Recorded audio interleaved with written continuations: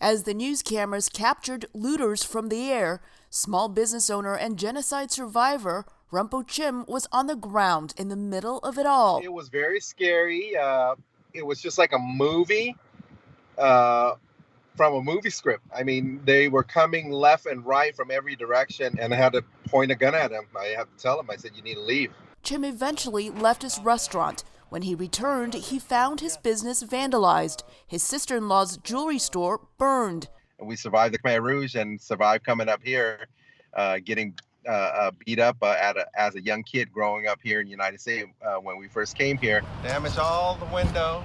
And now this is a flashback. People can say Black Lives Matter, but what about the Asian life and people's life all in general? Many residents and small business owners in Long Beach escaped the horrors of the Khmer Rouge genocide in Cambodia during the 1970s. Chim says as immigrants, they too faced racism in the U.S. He says these looted buildings are another injustice.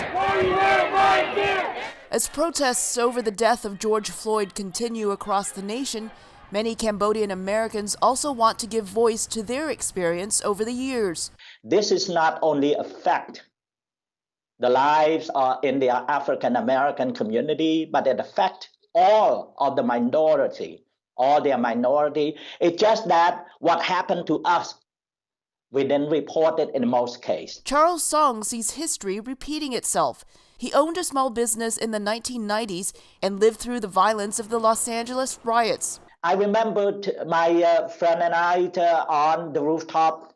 I had an AK-47 and he had a shotgun. And the answer was very clearly, those who were able to protect themselves, they still have their store today. But this time, he fears some businesses may not recover. What's done is done, but I'm afraid the outcome. This is very traumatic for me. I have to go back through all the memories I have experienced during the genocide and the level of fear I felt when I was a kid. Laura Sum lives in Cambodia Town.